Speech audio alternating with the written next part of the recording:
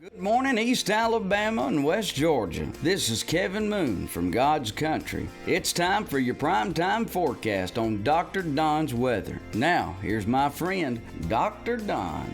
Thank you, Kevin Moon, and good morning, East Alabama and West Georgia. Fall officially arrives at 8:04 p.m. this evening. We'll let you know if we're going to get any showers or thunderstorms as that cold front moves through this afternoon.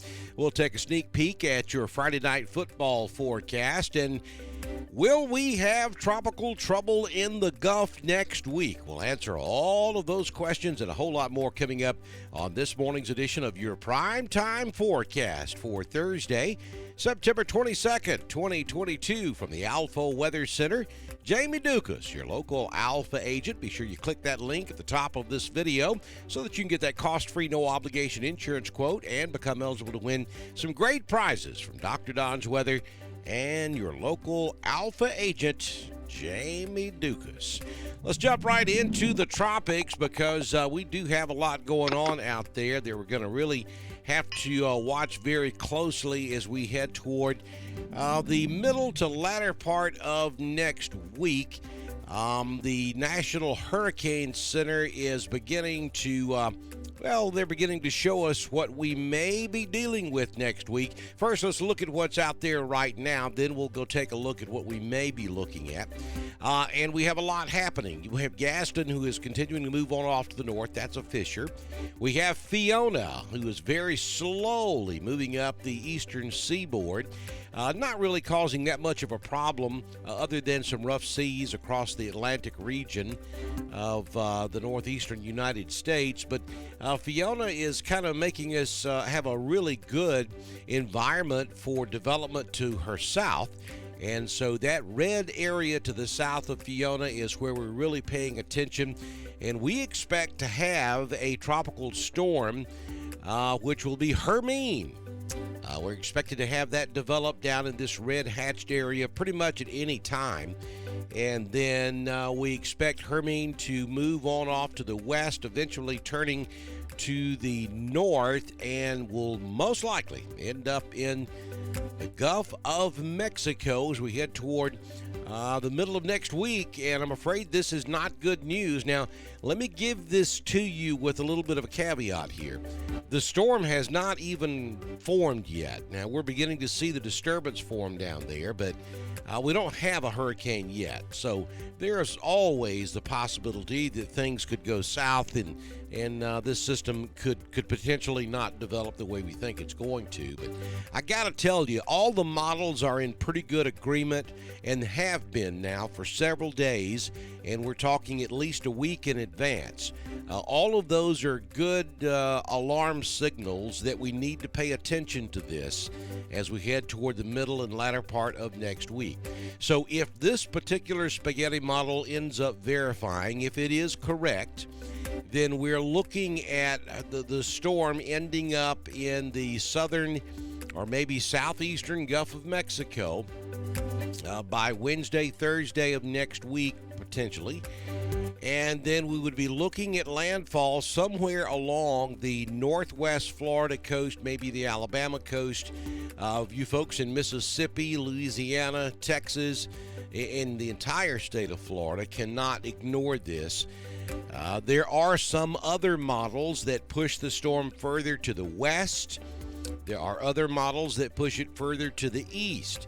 I've seen landfall anywhere between Tampa, Florida, and the Texas-Louisiana border over the last couple of days. So it just depends on which one you look at. We take the four top models that typically get it right, or the ones who come the closest to getting it right. That's the ones we kind of pay attention to. And this just happens to be one of those. And if this one is correct, it would show landfall somewhere between Panama City and Apalachicola, Port St. Joe, the same areas that Hurricane Michael ravished some 3 or 4 years ago down there in Florida and southeast Georgia. We certainly hope that's not going to be the case here because we've still got a long way to go before we get there. But understand that is a possibility. and this would be a 982 millibars right at the time of this model, and some of the models bring it down even lower than that, which we could be looking potentially at a Category 3, maybe even a 4 by the time we get to landfall late next week, maybe Saturday or Sunday of next week, about a week away from this weekend. So really got to watch this very closely. It's not time yet for anybody to start doing anything other than monitoring this and pay attention to your local emergency management agency. And I'm talking to you folks who live down there along the coast. For the rest of you up here in East Alabama, West Georgia, if you're inland, then at the moment you don't have much to be concerned about. But if you're on the coast, you want to pay attention to information coming from your local emergency management agency and really stay on top of the forecast. And I think if this continues to verify through the weekend, then by Monday, I think preparations would probably start to get underway to prepare for this storm. We're going to watch it for you. We're tracking it, and we'll have more information as we get a little bit closer to this event. So let's head over to the current conditions at the East Alabama Bee Company. Currently, we have 68 degrees outside. You're not going to believe it this time tomorrow morning. 91 was the high yesterday. It's going to be hot again today, but that's going to do it for a day or two. Partly cloudy skies currently. The winds out of the west-southwest at 1, gusting to 2. Humidity is 97%. The barometric pressure, 29.95 inches. No rain the past 24 hours. Sunrise this morning, 6:28. Sunsets this evening at 6:39 p.m. Headed for 92 this afternoon in Roanoke, 91 in Ashland, 92 in Lineville, Wedowee, Woodland, Ranburne goes to 90. Talladega, 94 degrees this afternoon. And I don't know if I believe that 97 down in Tallahassee, but that's what the weather machine is spitting out this morning. We'll see. So it's going to be a hot day today, but we have a cold front that's going to come barreling across Alabama and Georgia this afternoon. For the most part, it's going to be a dry front.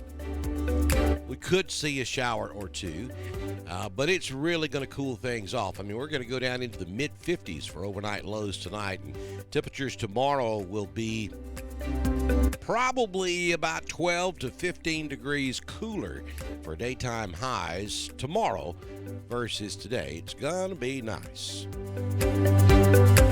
So here's the 6-day forecast from the Alpha Weather Center. Jamie Dukas, your local Alpha agent for today. We'll give you that 20% chance of a shower this afternoon as the cold front moves through. Again, it's not bringing a tremendous amount of moisture with it, but there might be just enough to squeeze out a shower or two, so we'll give you that 20%. 92 before the cold front passes, and then the temperature heads south. Look at that, 58 degrees for your overnight low this evening. And look at that fall Friday, would you?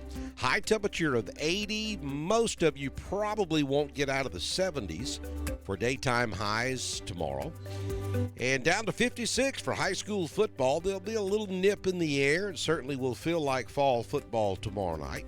Then on Saturday, mostly sunny skies, 82. Great day for tailgating at college venues.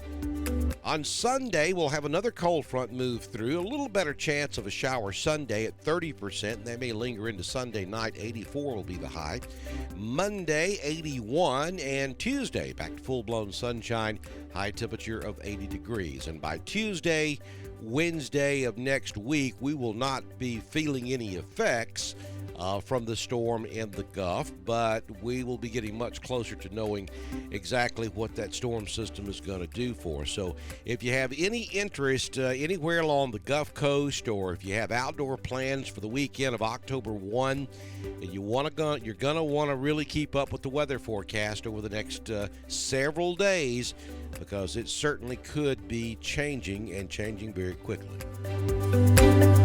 Here's your Southern Union State Community College live Doppler HD radar showing the entire southern half of the United States. You see Fiona over there right on the edge of your screen, moving on off to the north.